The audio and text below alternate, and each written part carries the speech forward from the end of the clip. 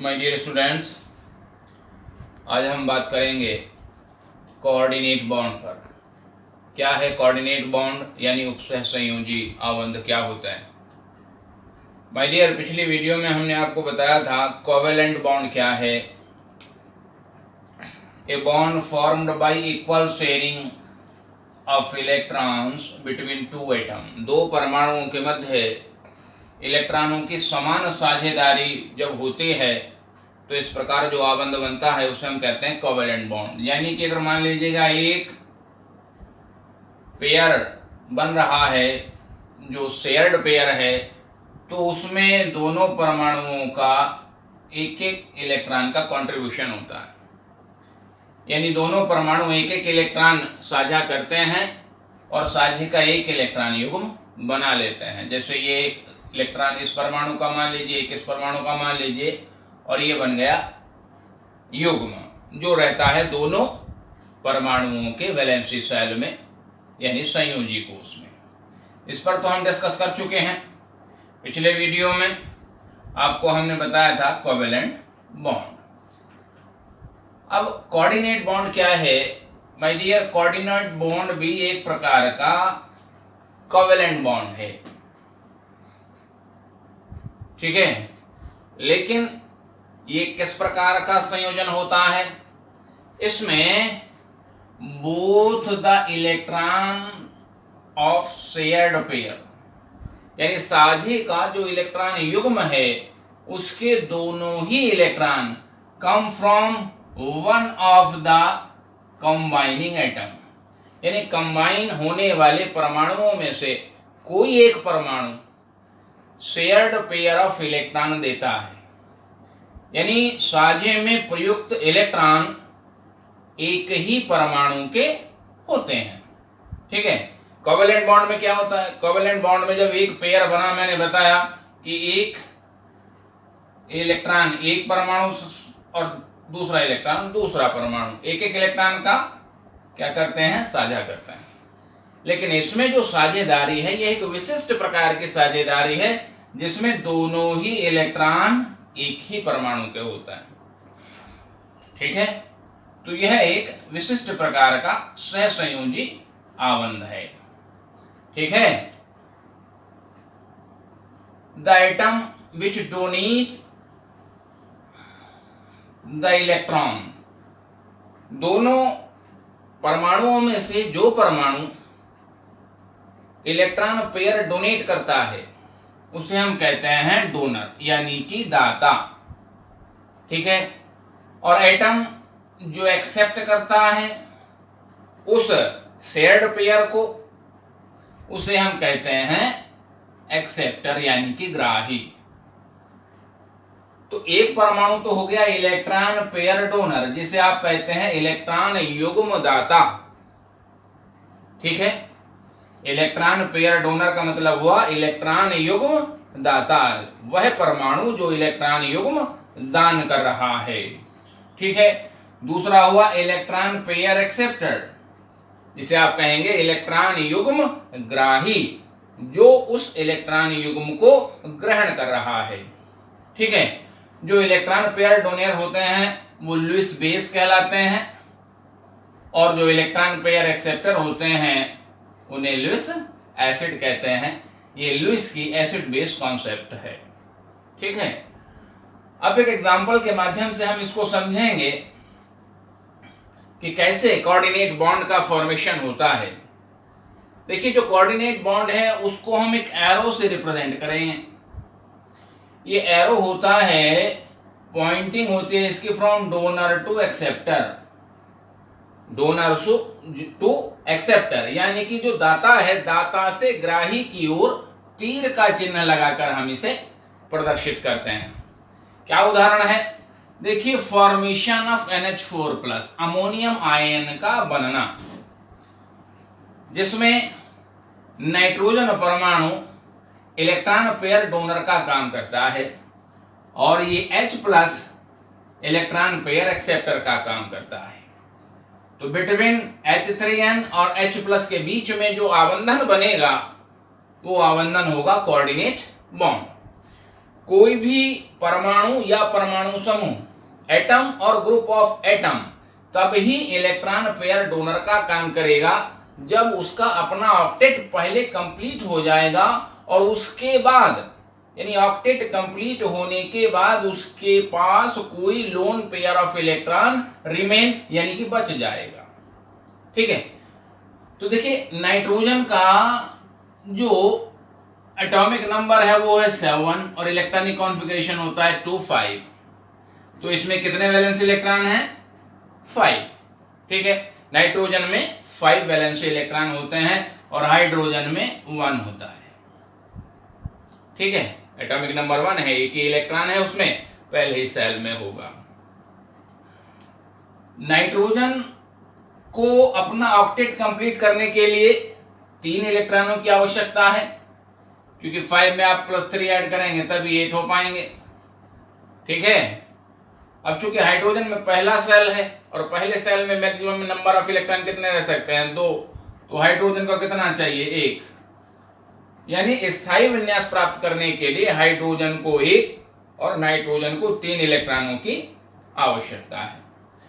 देखिए इस हाइड्रोजन ने, यहां पे हम क्रॉस से हाइड्रोजन का इलेक्ट्रॉन शो कर रहे हैं और ये जो डॉट है इन डॉट से नाइट्रोजन के इलेक्ट्रॉन को रिप्रेजेंट कर रहे हैं।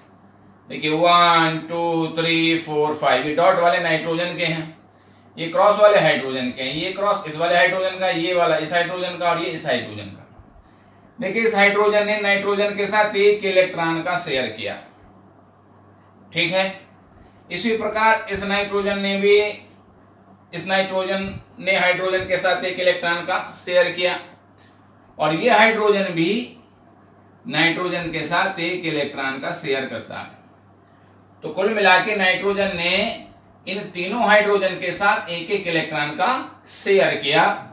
तो नाइट्रोजन के पास 5 इलेक्ट्रॉन थे, कितने हो गए? 8 हो गए। यानी इसके पास 5 तो पहले हैं, 1 2 3 4 5 और इन 3 का शेयर कर लिया तीनों हाइड्रोजन से 1 तो कितने हो गए? 1 2 3 4 5 6 7 8। यानी नाइट्रोजन के पास अब इसके वैलेंसी सेल में 8 इलेक्ट्रॉन हैं और 8 इलेक्ट्रॉन होने के बाद भी इसके पास एक नॉन बॉन्डिंग इलेक्ट्रॉन पेयर बच रहा हुआ है। देखिए ये जो इलेक्ट्रॉन पेयर है ये कहीं भी अभी साझे में प्रयुक्त नहीं हुआ है। ठीक है, अब देखिए H+ का मीनिंग क्या है?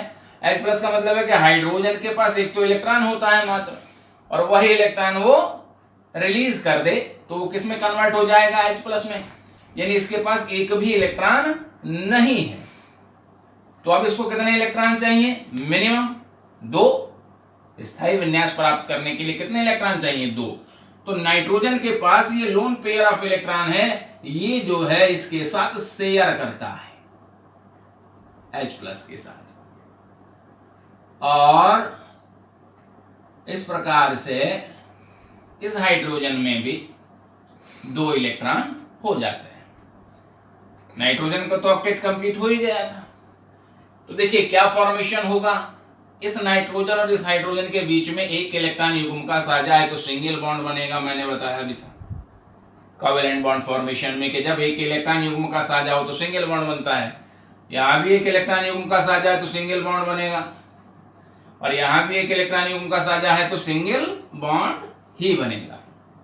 ठीक है, अब यहाँ से नाइट्रोजन और H+ के बीच में क्या है? ये जो साझे का इलेक्ट्रॉन युग्म है ये किसका है? नाइट्रोजन का है।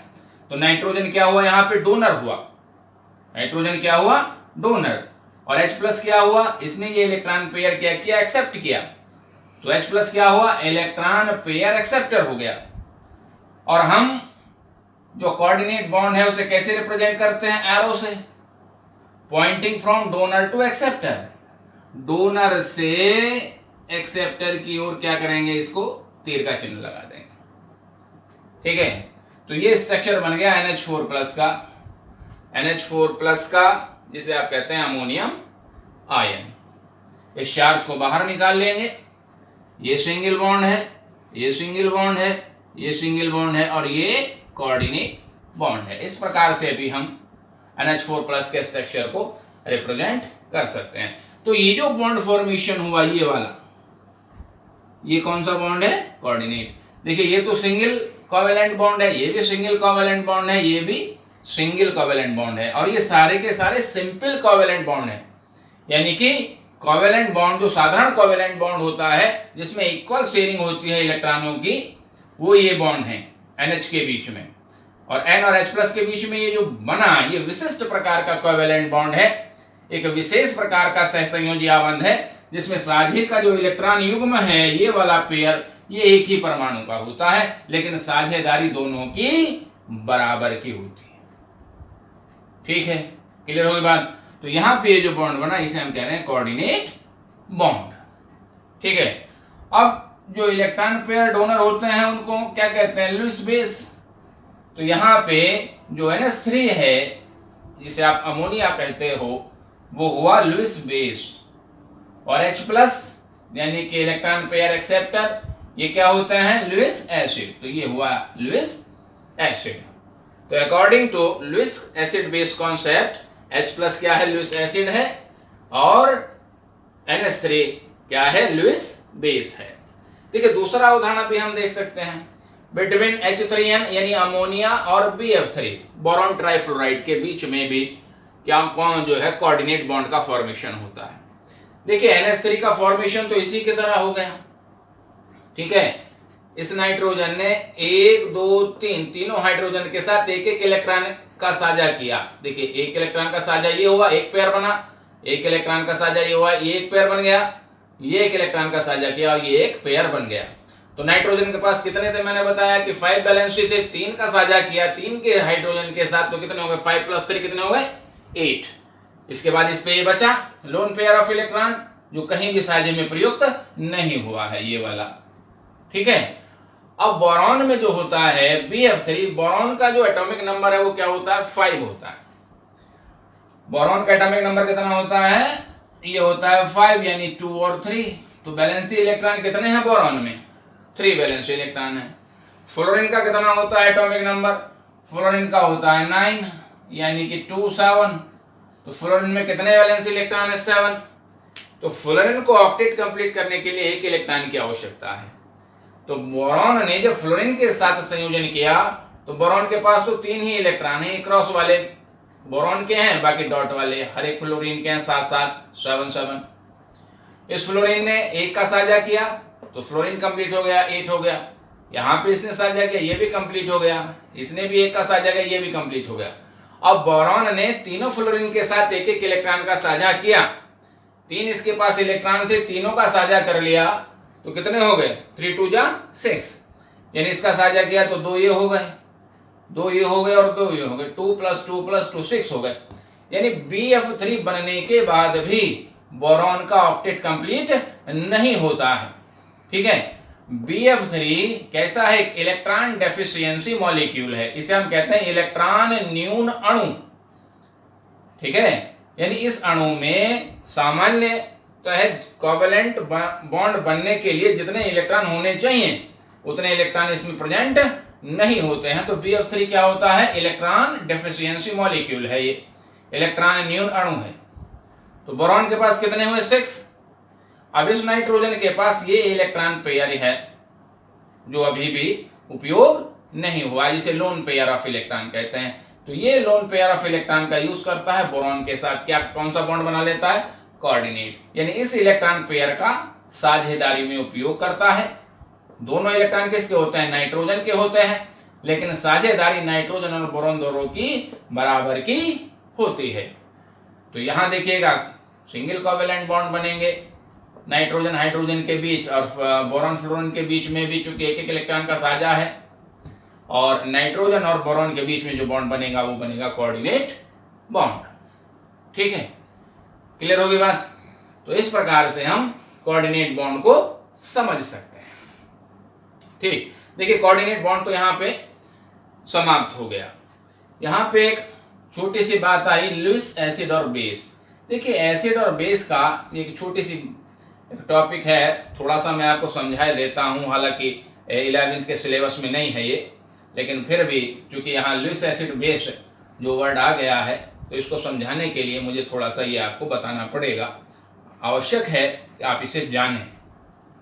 ठीक है। देखिए एसिड और बेस की जो मुख्य थ्योरीज हैं, जो संकल्पनाएं हैं, वो तीन मुख्य थ्योरीज हैं।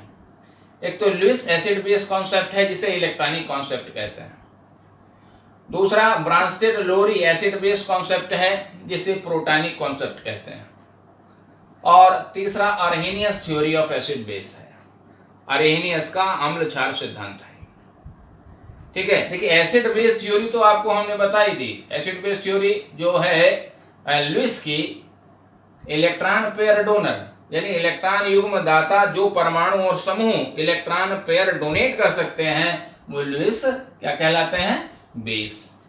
और इलेक्ट्रॉन पेयर एक्सेप्टर यानी जो परमाणु या समूह या आयन इलेक्ट्रॉन पेयर एक्सेप्ट कर सकते हैं यानी इलेक्ट्रॉन युग्म ग्राही का काम करते हैं, उन्हें हम कहते हैं लुईस एसिड। ठीक है। ब्रांस्टेड लोरी क्या है, प्रोटॉनिक संकल्पना है। ये कहता है जो प्रोटॉन दाता है, जो प्रोटॉन देने का काम करता है वो अम्ल है और जो प्रोटॉन ग्राही है वो बेस है। देखिएगा HCl एक्वेटिक सॉल्यूशन में प्रोटॉन डोनेट करता है, ये प्रोटॉन डोनर का काम करता है। ठीक है। तो यहां पे जो HCl है ये एसिड है। ठीक। तो चूंकि क्या काम कर रहा है, प्रोटॉन दाता का काम कर रहा है। कंजुगेट एसिड बेस आप पढ़ेंगे, इंटरमीडिएट में आएगा ये, वहां पे इसे हम डिटेल में बताएंगे। फिलहाल तो आप इतना ही समझ लीजिएगा कि जो प्रोटॉन डोनेट कर रहा है, देखिए H+ इसने इसको डोनेट कर दिया तो ये Cl- और H3O+ बना, तो यहाँ पे जो प्रोटॉन डोनर है वो HCl है, तो प्रोटॉन डोनर को हम कहते हैं एसिड। और जो प्रोटॉन एक्सेप्ट करता है उसे हम कहते हैं बेस। तो यहां देखिए H2O से NH3 ने क्या कर लिया, प्रोटॉन को एक्सेप्ट कर लिया है। ठीक है। तो इसलिए NH3 क्या है, बेस है। तो ब्रांस्टेड लोरी एसिड बेस थ्योरी क्या कहती है, वो कहती है प्रोटॉन दाता अम्ल है और प्रोटॉन ग्राही बेस है, क्षारक है। ठीक है। अर्हेनियस थ्योरी तो बड़ी कॉमन थ्योरी है, आप पढ़ते हो। ये आयोनाइजेशन थ्योरी है, इलेक्ट्रोनाइटिक आयोनाइजेशन कि वैद्युत अपघट्य जब एक्वेटिक सॉल्यूशन में जाते हैं तो वो अपोजिट चार्ज आयनों में डिसोसिएट हो जाते हैं। वैद्युत अपघटनी वियोजन का सिद्धांत है अर्हेनियस का। उसी के आधार पर अर्हेनियस ने अम्ल और बेस की जो है डेफिनेशन दी और उसको समझाया। वो कहता है अम्ल वो पदार्थ हैं, AQ क्या मतलब है, एक्वेटिक सॉल्यूशन, यानी HCl को पानी में डिसॉल्व करें। तो एसिड वो पदार्थ हैं जो जल में घोलने पर धनायनों में केवल H+ आयन देते हैं। ठीक है। अर्हेनियस के अनुसार एसिड क्या है, एसिड वे पदार्थ हैं जो जल में घोलने पर when you dissolute into water cation में केवल क्या देंगे, H+ आयन। ठीक है। और क्षारक वे पदार्थ हैं जो जल में घोलने पर एनायनों में यानी ऋणायनों में सदैव OH- यानी हाइड्रोक्सिल आयन देते हैं। ठीक है। तो ये अर्हेनियस का एसिड बेस थ्योरी है जिसे हम आयनन के आधार पे समझा सकते हैं। ब्रांस्टेड को प्रोटॉन दाता अम्ल है, प्रोटॉन ग्राही क्षारक है, और लुईस के आधार पे जो है electron pair donor Lewis base है और electron pair acceptor Lewis acid है। ठीक है। क्लियर हो गई बात? Okay, thank you.